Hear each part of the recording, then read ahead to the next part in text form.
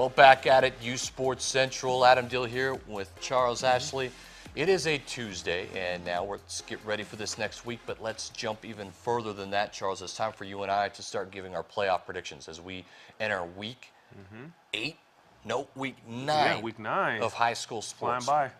I have no idea where we are right now. Week 9 in high school sports. We cover a lot. Right. So now we're talking 3 and out, right? And this is some friendly debate between Charles and I. And Charles, I think we agree for the most part about these playoff predictions, right? I mean, it's kind of set for us. But I'm going to throw a wrench into some things because I like to mix it up a little bit. Okay, so number 1 seed. I mean, are the Rams just sitting there? I mean, is that what you got? Number 1 seed, go to the Rams? I think even if, to be honest, I think if the Rams and Cleveland play, and they will play, and the Rams happen to lose, I just think by their body of work, they would still end up 1. Even if they had just that one. No, they could because Cleveland. If they lose to will Cleveland, automatically have to jump. Yes. So, but by rule, NMAA rule, if you finish above somebody in district play, you automatically, no matter what you did before district play, will have to be seated above them in the tournament or make it over them in the playoffs.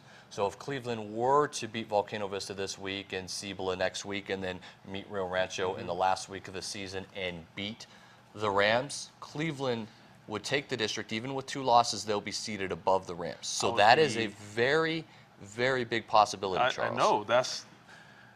I don't know if I want to see that because it's going to take away from like the great season they're having or whatever. But then it's going to force some matchups that, Rio Rancho's sitting there pretty saying, oh, we'll play whoever. It doesn't matter.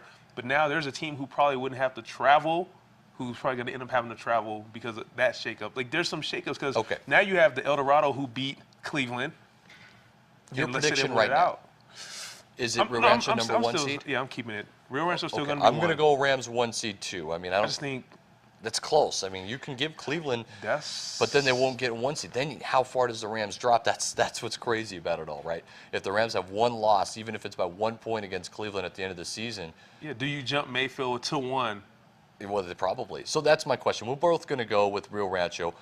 I say Cleveland loses that. So this is the thing. I think Cleveland then is going to drop out of the top 4. I don't think they're going to get a bye, even though I think they're one of the best 4 teams in the state. Well, yeah, but by losing again, they have to drop out, I would think, because Mayfield and Cruz are going to get plenty of love. You know that.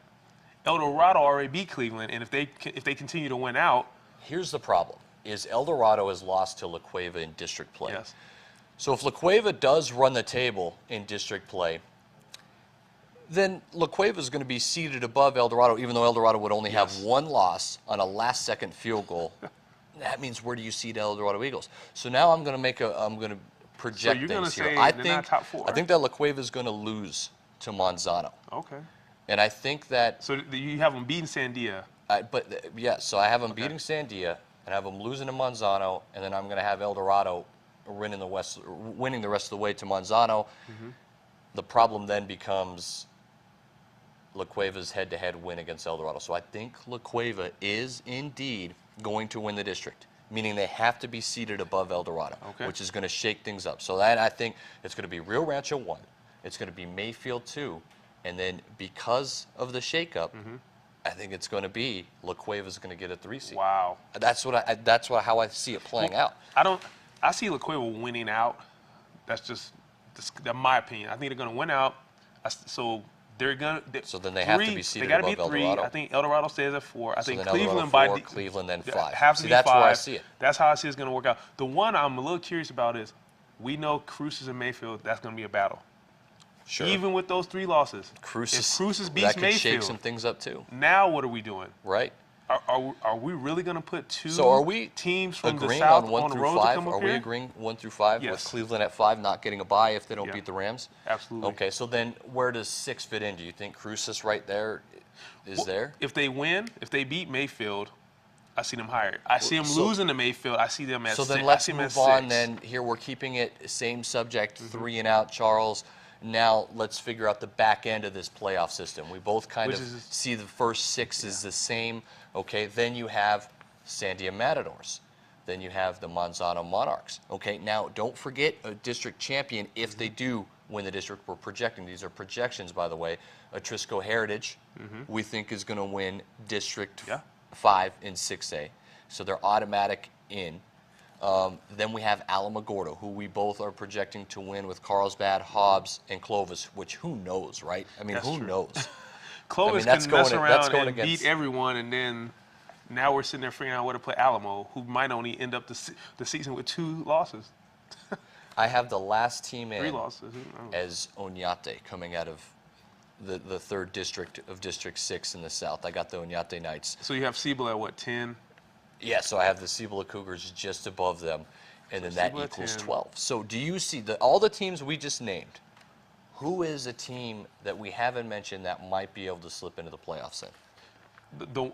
The one team I think that can happen if, what you said, if the Hobbs or Clovis beats up on Alamo. Now someone's slipping in and someone is staying home who probably Look, Clovis thought, hasn't had a great season, but they have a gentleman named Roanhouse. yeah. That's right, Eric Roanhouse. They have the pedigree. From the Clovis Wildcats, head coach, the most winning coach of all time in New Mexico history. So I wouldn't be shocked if they figured out a way to win their district. I would not be shocked. So now you have Alamo sitting at that fighting for that 12 with Oñates. Now it's Then it who could be you a leave bubble out. team, right? Wouldn't you say that the Volcano Vista's done? Yeah, I just don't see them. I'm curious to see what happens if Sandia loses again and Manzano loses again, and now, like, do we keep them where they're at because of the Well, I strength think of their that body district? of work is. I mean, look at this. Sandia's beaten Atrisco Heritage, That's true. right? Yeah. And then they beat Manzano already. So they're already probably going to finish above Manzano. Well, maybe. It's Maybe. districts. It's a wild card, right? It's a wacky district, man. I know just how sports is. We know something like that's going to happen. That's just the way the landscape of sports is. We know that someone down south is going to win who shouldn't win.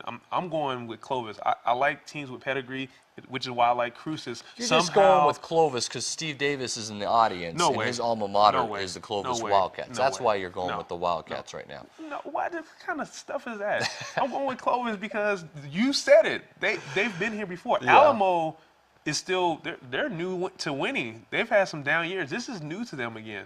So I don't know when they get to that district play if I'm going to go with be ready. Alamo. I'm not afraid to I like say it. Alamo, I think though. I'm going to pick Alamo to win that district. I have them slotted in the playoffs, but I don't think their seed's going to be very high. No. One of these teams is going to have to play Cleveland in the first round if we're right, right? I mean, that's what you don't want to do. You don't want to go play Cleveland. that, and you definitely don't want to go down south on the road. No. All right, we'll come on back. We'll talk a little of Monday Night Football recap. Also, we got the top 10 poll coming up here in just a little bit. Keep it here, uSportsCentral.